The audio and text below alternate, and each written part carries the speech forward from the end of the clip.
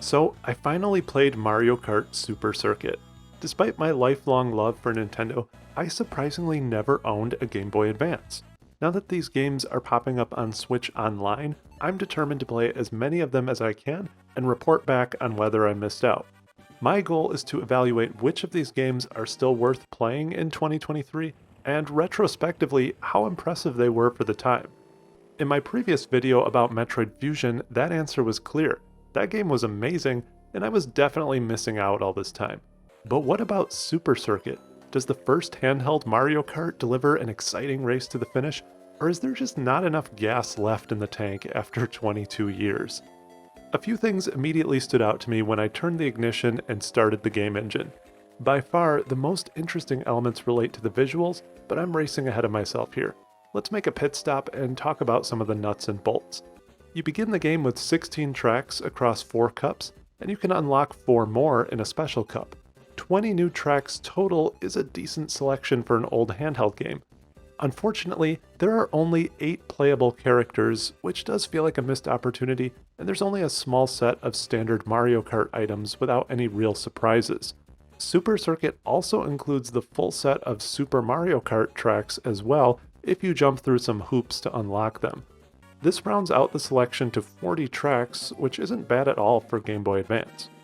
Another pleasant surprise is the preserved multiplayer support.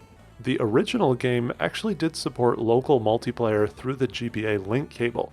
Multiplayer unlocks additional content like player versus and battle modes. Local multiplayer is still supported here, and surprisingly, you can even play with friends through Switch Online. The multiplayer works fairly well based on my limited testing, and like any Mario Kart, is of course always just more fun than playing solo. Honestly, it was kind of pleasantly surprising to me that all of this just works when it's such a different setup than the original form factor. Now in terms of brand new content for the series, you can plow through most of what this game has to offer in about an hour or less. Mario Kart games always focus more on replayability and multiplayer than on long campaigns, so this is somewhat understandable. Some tracks can be completed in as little as 60 seconds though, so with 20 tracks you can extrapolate from there. On my very first session with this game, I chose 100cc mode and had gold trophies on all 5 cups in no time. 150cc mode does ramp up the difficulty significantly, so there is additional time to be spent fighting for every last trophy. Additional work unlocks those SNES tracks again, but I wasn't very motivated to do this since that game is already ready to go on Switch Online. The core of this game really is that set of 20 new tracks, so let's talk about them. There's a couple quirky design decisions in this game that are worth exploring. Super Circuit only simulates 3D racing, so all of the tracks are completely flat, just like in Super Mario Kart. This creates a strange quirk that we'll get into in a moment. The quality and creativity of these tracks is a bit all over the place. There are certainly a few classics and personal favorites in here, such as the memorable Sky Garden, the Sunset Wilds, and Ribbon Road. However, there are also many boring or forgettable duds, such as the blurry Peach Circuit, the strange purple road of Snow World, and some uninteresting Bowser castles. Overall, the track selection isn't terrible, it's just not as memorable or interesting as most other Mario Kart games. Even while making this video with the game fresh in my mind, I struggled to come up with my list of favorites. Now, I really want to spend some time talking about the visual design of these circuits and the overall game itself. The graphics are intriguing in both good and bad ways. The pixelized art looks good enough, and some tracks are colorful and visually charming, while others like Cheeseland are sort of an eyesore in my personal opinion. Characters have a fairly interesting simulated 3D look to them. However, there is one issue I simply cannot get past with this game, and that's the way it implements the background scenery of each track. Simply put, the background does not properly move or rotate with the rest of the track, and it completely messes with my head while I'm playing. This is such a strange design choice to me, so let's excessively dig into this. As I mentioned before, this game does not have true 3D graphics. As a workaround, it implements this sort of turntable design for every track. Essentially, you have a flat horizontal plane that rotates and moves towards your character as you drive. Then you have flat vertical background images that also rotate as you drive to give the illusion of the scenery moving. The background is often layered to give the illusion of depth, So the foreground layer might rotate faster than the background layer, an effect known as parallax. Now on paper this sounds fine, but in motion it can cause road rage.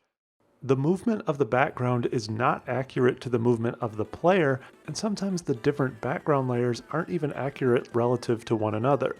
At times, this movement almost seems to just be random patterns across the different levels.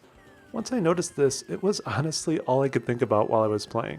Here you can see that when you turn the character in the opposite direction, the track itself rotated 180 degrees, but the background image did not rotate accordingly. This makes no sense. If I turn my character 180 degrees, I should not still be facing the same background image in front of me, no matter how far away it is. There may be some sort of technical limitation preventing this, but it seems like it could have been handled better. The severity of this issue varies per level. Some levels actually look mostly fine, such as this jungle level that seems to tile and move pretty naturally. On the other hand, some levels like Sky Garden seem to weirdly fix background elements in front of you most of the time, no matter what direction you're going. It seems like most levels clearly could have had proper image tiling to complete a full 360 circuit. So I don't understand why this doesn't always move properly relative to the player, even if it's just a rough approximation. This effect looks worse on levels with more aggressive parallax. For example, the ice mountains in the snow world move aggressively in the background. The parallax effect is really on overdrive here, sliding back and forth rapidly as the player steers. This effect might not bother some people, and if you don't notice it, you might enjoy the game without ever thinking about it. But after seeing this, I immediately thought, wait, Super Mario Kart uses the same rotational design, but I don't remember it being this distracting. So I went back and played that game a bit more to compare. The results were interesting.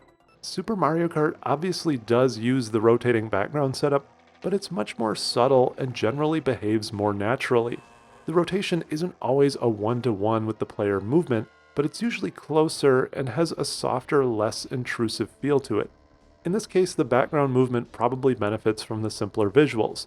Super Circuit just feels overly aggressive in comparison, with some levels implementing up to 3 layers of varying parallax speed in the background.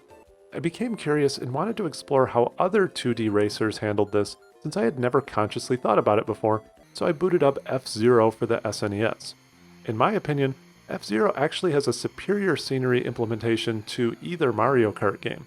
This game does a better job of blending the horizontal foreground with the vertical background, even if it is the most pixelated looking. It also does a better job of simulating accurate background rotation. For example, here we are driving towards Mute City, and we make a right, and now those buildings are clearly on the left.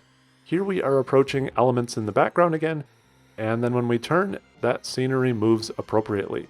When we return to the same spot again on the next lap, the same scenery items are in the same places. I realize I'm way too hung up on this, but it just seems so obvious that it should work this way. The other thing I noticed while revisiting Super Mario Kart is that despite being 10 years older, the game actually looks a bit sharper than Super Circuit. I'm not sure if this is a result of Switch emulator differences, or just that the extreme simplicity of the design scales better, or that only half the screen is used for the track to improve resolution. However, Super Circuit in general has a very grainy look to it, especially on large TVs, even when compared to other GBA Switch Online games. Perhaps Super Circuit is trying to fit too much detail into low-res images so they don't scale well, or that the simulated 3D just doesn't translate as well in motion. I'm not sure. But enough about the visuals. In terms of gameplay, Super Circuit is fine. There aren't too many surprises here, just core Mario Kart mechanics. Overall, the difficulty and controls work pretty well together despite the limited setup. This game seems to have a much more aggressive sliding or skidding mechanic than other entries that, in my opinion, is a little awkward to control, but overall it feels okay for general play. Some characters also seem to control better than others. Personally, I felt the heavier characters were not as enjoyable to drive as the lighter or middle characters, but that's just me. One thing that initially confused me about this game is the character stats, which are described as speed and weight. All of the characters felt similar to me while I was driving, and after Googling, I found out that this is supposedly a translation error and is supposed to say acceleration, which lined up with what I was experiencing. Weight actually is somewhat important in this game, so running into other drivers produces more dramatic bouncing results than in recent Mario Kart games, which is kind of a fun bumper cars effect and can cause spinouts. Items are standard Mario Kart fare. Red shells feel less useful in this game for whatever reason. They don't seem to be as good at hunting down characters over long distances. There are no real surprises here. All the items work fine and are fun enough.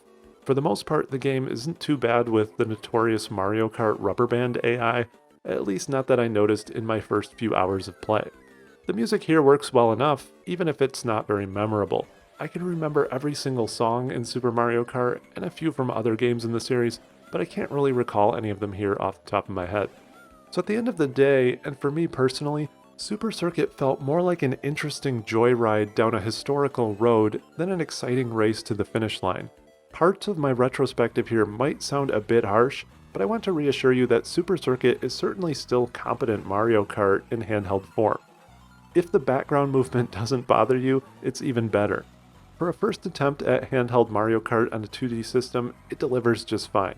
However, it's also a somewhat forgettable package when compared to more recent entries, and somehow just lacks some of that polish and retro charm of older entries like Super Mario Kart or Mario Kart 64. Aside from the portability, in 2023 there really just isn't a unique hook to the game.